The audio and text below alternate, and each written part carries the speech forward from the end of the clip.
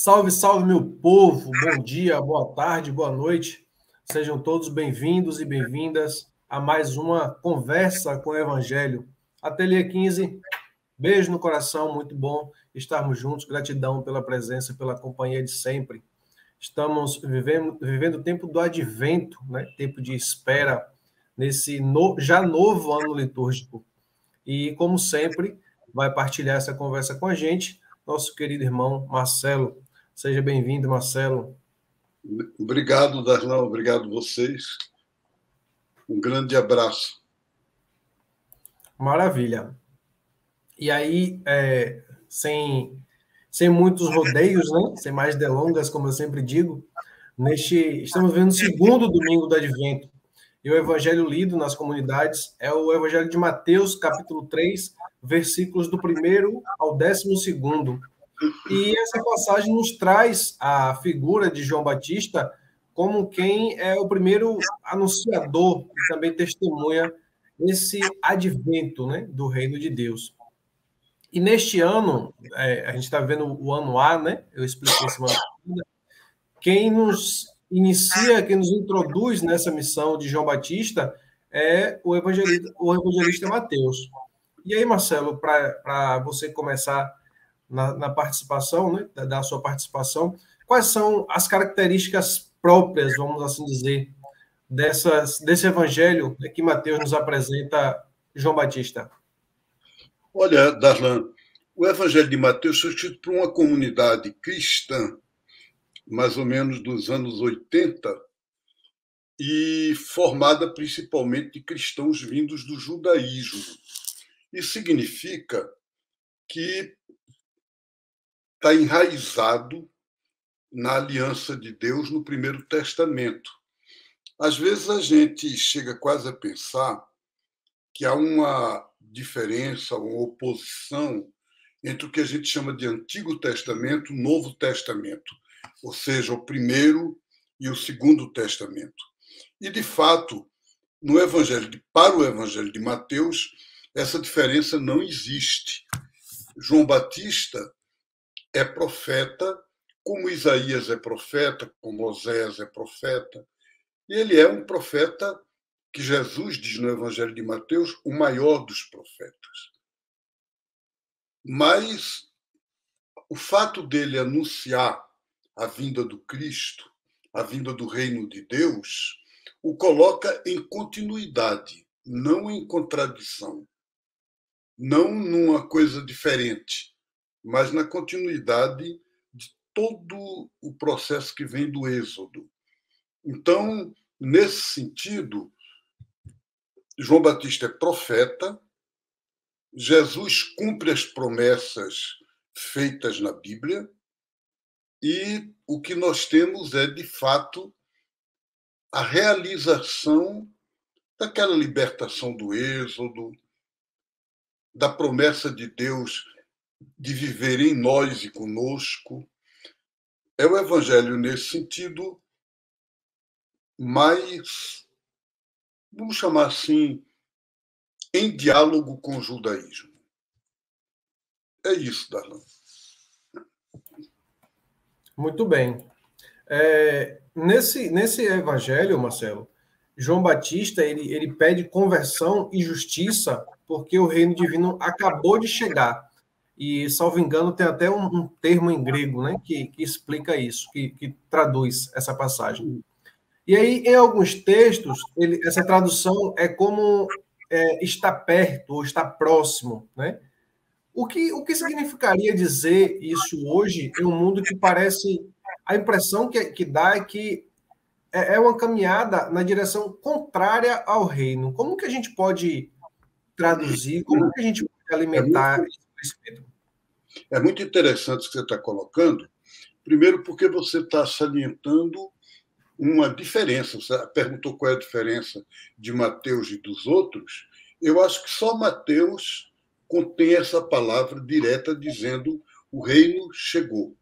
Os outros dizem o reino está próximo, o reino está chegando, o reino vai chegar, mas não diz que chegou. E o São Mateus diz o reino chegou. Então, isso é uma diferença muito grande.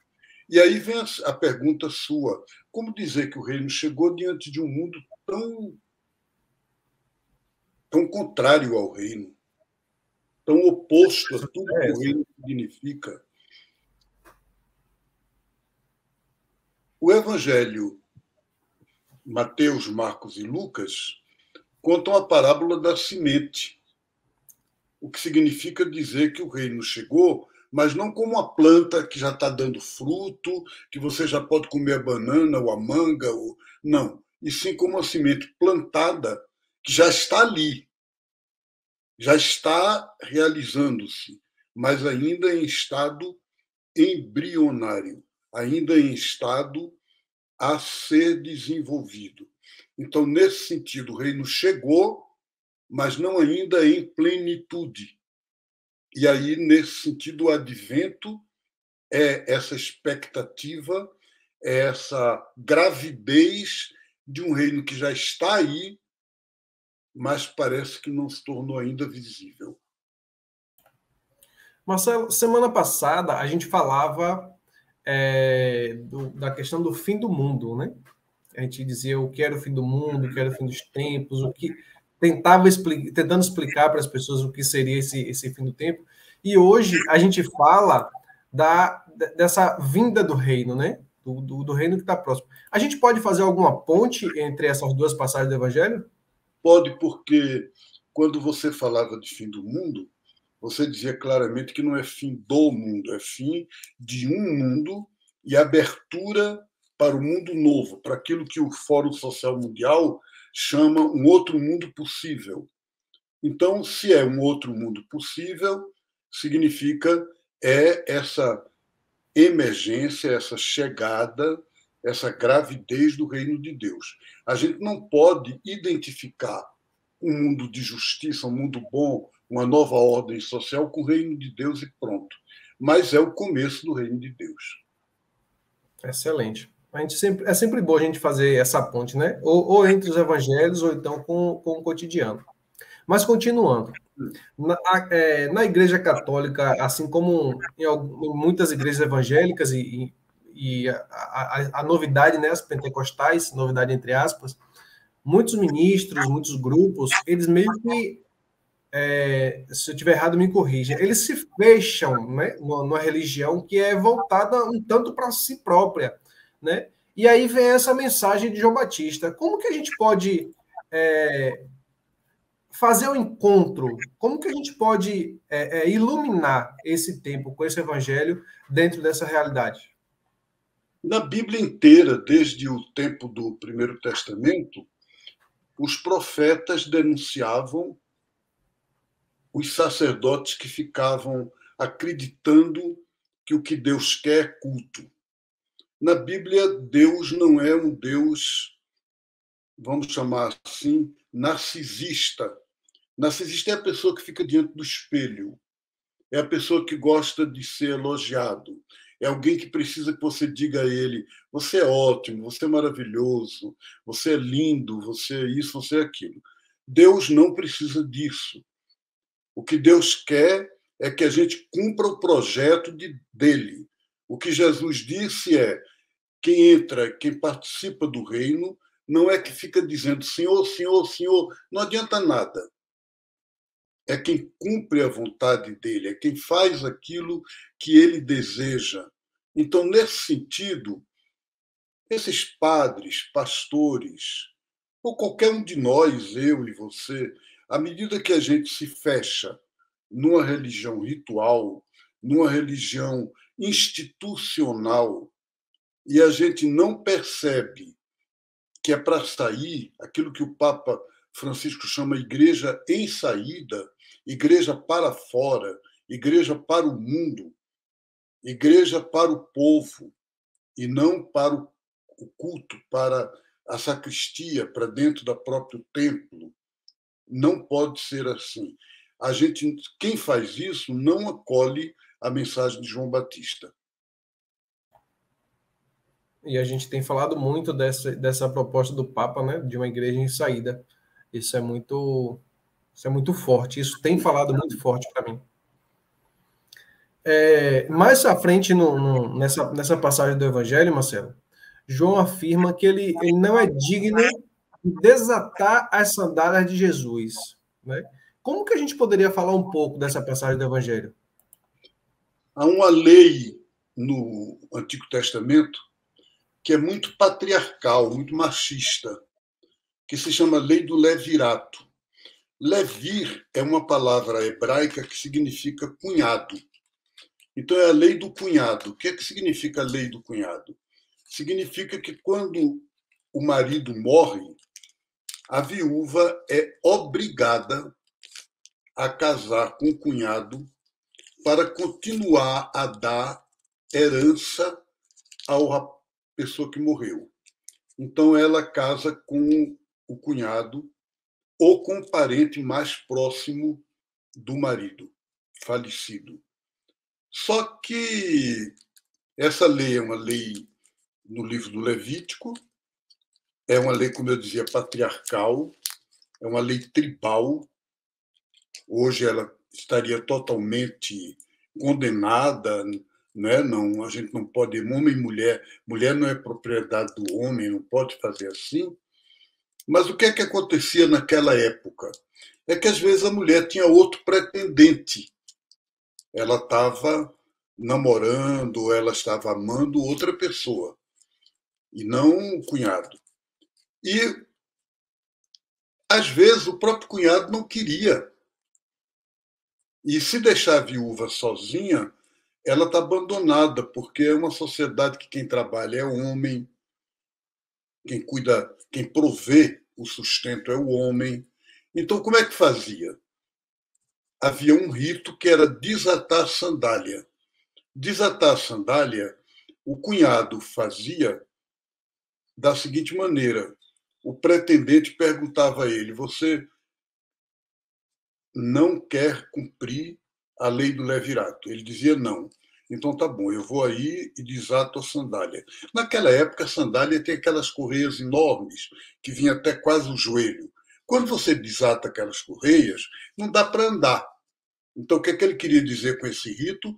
Ele queria dizer: esse caminho você não pode mais fazer. Não tem mais retorno. Não aceitou a viúva agora, acabou. Ela fica livre, vai casar comigo e você perdeu. Então, quando João Batista diz: eu não vou desatar as sandálias dele, de Jesus, significa ele não vai deixar a viúva, quer dizer, a humanidade que perdeu a primeira aliança, sozinha.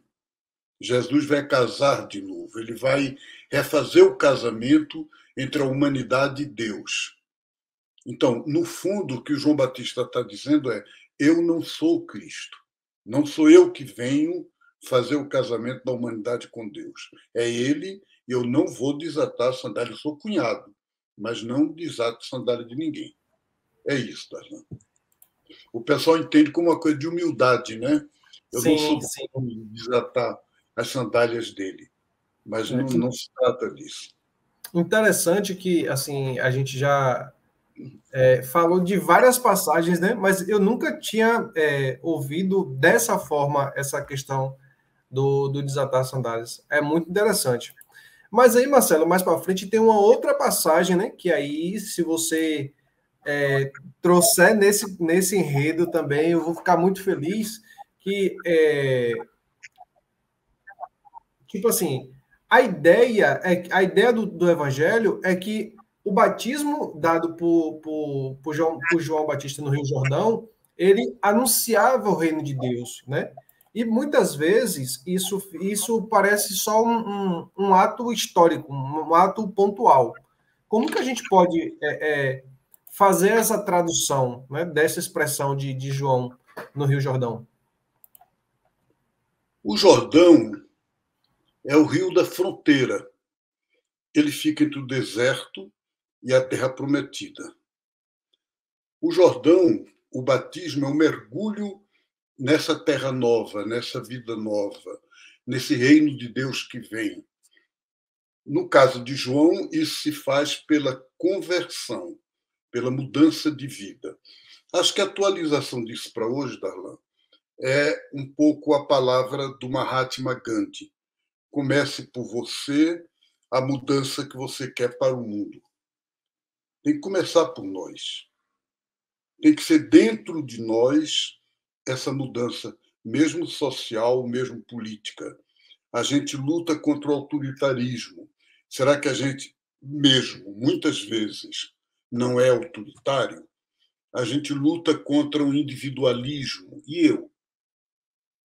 Uma vez ou outra eu não caio nisso. Então, é muito importante. Acho que a mensagem de João é: comece esse processo de conversão. E aí sim você se abre, você se inunda, você mergulha com o batismo, é mergulho. O grego batismo quer dizer mergulho. Você mergulha nessa realidade nova de Deus. É isso. Excelente. E talvez se eu puder trazer aqui como indicação, né, uma música do grupo Vocal Livre, salvo engano, A Começar em Mim. É uma música muito linda, eu acho que vai nos ajudar, vai iluminar esse evangelho de hoje. E como sempre, né, terminando, se a gente fosse atualizar essa mensagem do evangelho, talvez eu já até falei isso em outros momentos, mas é sempre bom a gente atualizar. É que só se vive um cristianismo profético se a gente retomar uma espiritualidade sociopolítico libertadora. Só se a gente assumir as causas da libertação, que a gente pode ser igual o profeta João Batista, igual Jesus, e assim viver o advento como, de fato, esse tempo da retomada dessa expectativa do reino. A gente precisa assumir as causas da libertação. A gente precisa assumir juntos, com os movimentos sociais, com os partidos políticos, sobretudo os de esquerda, né, que tem uma luta mais engajada assim, pela transformação do país e do mundo.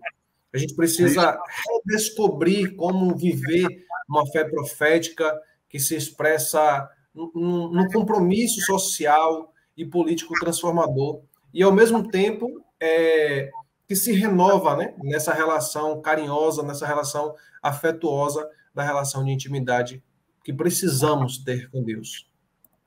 Marcelo. É isso mesmo, Darlan. Obrigado por essa mensagem. Acho que se traduz hoje em nós todos, da caminhada das igrejas inseridas, eu falo igrejas no plural, católicas e protestantes, nos inserirmos neste apelo do presidente Lula para uma reconciliação. Ele disse: não existe dois Brasil. O Brasil é um só.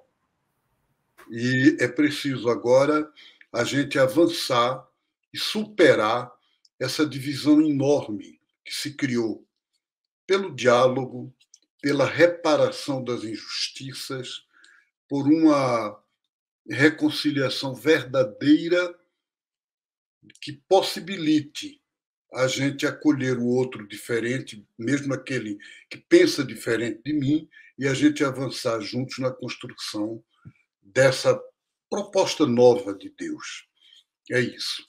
Então, um grande abraço, um bom domingo para você, Darlan, para todos que nos acompanham, uma boa semana. Vamos continuar nesse advento. Eu lembrava no domingo passado que os cristãos se saudavam dizendo: Maranata, vem, Senhor, vem. É isso que a gente hoje diz. Maravilha. Maranata, então.